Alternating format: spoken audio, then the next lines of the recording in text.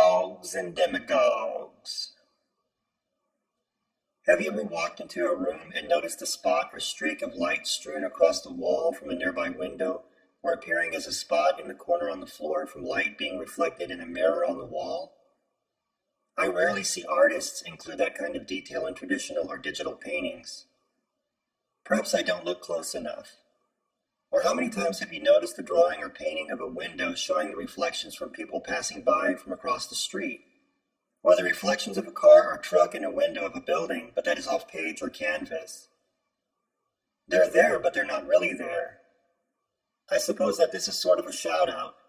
So here's a nod to all of the spots and streaks of reflected light, reflections of people, vehicles, and other objects in drawn or painted windows and glass. My Liberties Manifesto. No one tells me what to think. No one's ideas are above criticism. No one may impinge upon my choice to exert my free will. All of this and the consequences that follow such statements. Both of my grandfathers fought Nazis in World War II. My father fought communists in Vietnam. Now it looks as if I'll be fighting both of them in their ridiculous ideological forms in the culture war. Such insidious ideologues and demagogues. At first I thought people would work it out amicably, and that they could overcome their ignorance. This is definitely something that I never wanted, and I think I'm too old for it. Nonetheless, here they appear at my doorstep, at my work, all around me, wanting. I thought that I could stay on the periphery in the culture war. I've always been on the periphery of society. I didn't go seeking them out, either one of them. All right then. There's the line they presented to me. All of the underhanded dealings and engineering bully bull going on by many different groups has gotten to me. And now it's my turn to start drawing more lines. My fight will be through drawing and educating, but mostly through drawing. And I'll tell you all this right now. One day in the future when all of this is over, because it will be over one day, my drawings will still be there for others to see, and the imagery, the symbols, and the metaphors will still be embedded in those visuals. And those drawings will form a larger body of work encompassing those insidious and ridiculous ideologues and demagogues' ideas and beliefs. And because that's how I design and engineer, I'm willing to pour time, effort, and money into this endeavor. So, let's begin. What is an ideologue? An ideologue is an individual that pushes their ideological beliefs in their public life and in their private life. They are zealots and relativists. They tend to favor a collective ideology. Currently in the West, they usually try to control others through guilt and push victimhood and the oppression narrative. Hypocrisy, pretentiousness, usually is a strong aspect, perhaps even a character trait, for individuals that buy into this kind of behavior and perspective. They claim they fight discrimination, yet they frequently discriminate themselves in doing so. They advocate tolerance, yet many times practicing intolerance in the process. Their ideology is influenced by selectively choosing certain or agreed upon moral beliefs and what is right in terms of providing equality for everyone.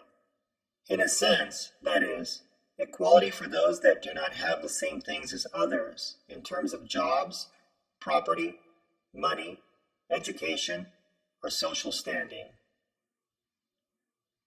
This makes them tribalistic in their thinking and actions, suggesting that everyone in their group of thought should benefit equally from individual talents, work, and creation of knowledge. They usually manipulate others through citing only certain aspects of legalese, or selectively citing certain parts of a law or laws, purposely misconstruing those laws with rights in order to get what they want. What do they want? What do they like to do? They like to claim the moral high ground in order to feel good about themselves. This is an important aspect of ideologues, since they usually look to outside forces of goodwill and intentions, such as the local, state, and federal governments to enforce their versions or interpretations of the laws. They pretend to play by the rules to get what they want from others. Ideologues sometimes claim that their goal is to help those less fortunate or disadvantaged strive for institutional representation, but rarely for institutional power. They are parasitic in this sense. Ideologues reduce individual qualities to basic elements such as skin color, race, ethnicity, sex, disability, although rarely ever age.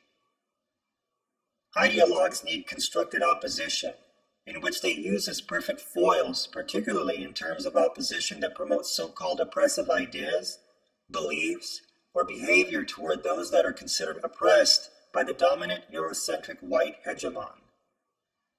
They cherish certain traits or superficial characteristics in non-dominant individuals and use them as a framework to build their progressive stack, which allows them to determine the level of privilege certain groups have or lack.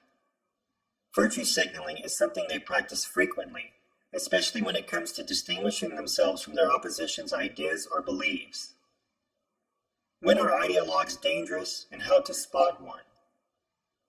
They like to preach about particular events, especially ones that portray their opposition groups in the most negative of lights, as well as ones where their opposition group's ideas or beliefs are portrayed in ambiguous or misleading ways.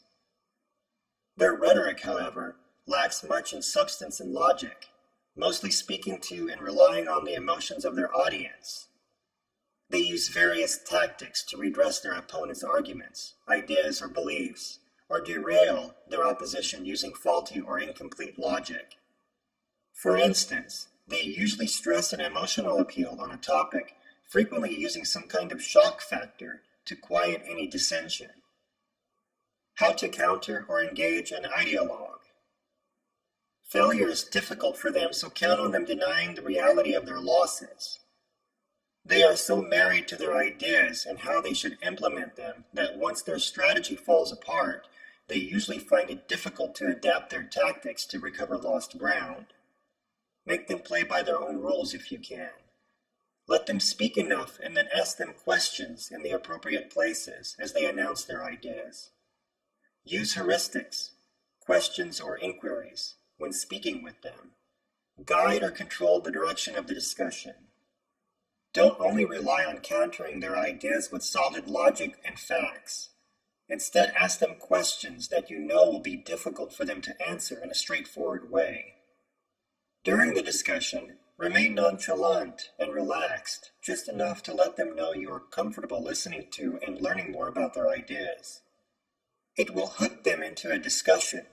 Since they are so committed to their ideas, they will try and explain them, but will end up failing based on the questions or inquiries you have already posed. They will squirm as you remain resolute and still unsatisfied with their responses. This might shake them, and they will respond emotionally, usually by calling you names or claiming that you are something they have no way of proving. Once they know they are losing ground in the discussion, they will probably start doubling down to defend their so-called moral high ground. Start to ignore them and let silence speak for your growing lack of interest in their shallow ideas and philosophies based on what they have said. What is a demagogue? A demagogue is an individual that manipulates others in subtle and not always so subtle ways. For instance, similar to an ideologue, an individual such as this might appear or sound stauncher in their beliefs or ideas, as if those ideas and beliefs are the only or best solution to a problem or issue. They might also act as an agitator or use rhetoric when speaking to a certain part of their audience in order to rouse them up to act a certain way. Demagogues usually embody the individual and look favorably on individual achievements and hard work. They can be collectivist in terms of associating themselves with like-minded individuals and organizations. Demagogues usually try to control others by using selective examples, minimal yet powerful slogans, and by appealing to their intended audience's sense of frustration or disgust with the status quo. Demagogues usually tend to be pragmatists and authoritarians. They are crowd pleasers that frequently utilize humor when speaking and try not to appear pretentious. They usually tend to favor political, social, and sometimes cultural hierarchies. Demagogues are skilled in using rhetoric to persuade their audience to believe or buy into vague notions and romantic ideas of historically significant people, countries, and events. They usually do not give or outline specifics, although they might occasionally cite statistics in order to prove their point on a particular issue or problem. They knowingly play the game of appropriate or traditional appearance and etiquette, as well as participating in rituals and other customs in politics, the public sphere, and in the business sector in order to get what they want from others. The potential danger of demagogues. The danger in facing a demagogue is the individuals that surround them, their followers, not always the individual themselves. Demagogues usually find individuals that fervently support them almost blindly. How can you spot a demagogue? Outward appearance is important to a demagogue. So too is displaying the right kind of attitude in a particular situation. They appear well put together and well situated with their surroundings, perhaps giving off an air of certitude. This is furthest from the truth, though. They try to conceal their weaknesses when facing their audience and opponents. They strive and work too hard to get everything they want, which means that they are willing to take on multiple tasks and opponents simultaneously despite the level of stress and exhaustion it means in the undertaking of it. Demagogues like to negotiate, and they like to sever ties quickly from individuals that fall short of their expectations, because it might make them look bad if they don't. Or worse, it might make them look as if they are emotionally attached to certain individuals if they don't sever ties after a setback. This could create dissension among their ranks, making them appear soft, sentimental, or at the will of another. They might get tired during a discussion, but usually remain sharp-witted. They usually find it easy to readjust or reposition themselves on a topic or issue in a split second if they realize negotiating is taking too long or it is not going in their favor. Demagogues are usually non-specific and use rhetoric economically. For instance, they use phrases and concise language that appears to be favorable to their chosen audiences. How to counter or engage a demagogue. Failure comes hard for them as well, but they can be more pragmatic and quickly change their tactics. Never purposefully square off with a demagogue on a one-on-one basis. Turn their manipulators, their minions, their followers against them and against one another. Create an air of uncertainty, such as with mentioning a word, idea, or individual that runs counter to their philosophy or might complicate their plans. Be economic as well with language and discourse in doing this. Give specifics when asked, but in an unsure manner. If you find yourself directly confronting a demagogue, stay calm and level-headed. Don't try to control the discussion. Let them talk and ask questions first.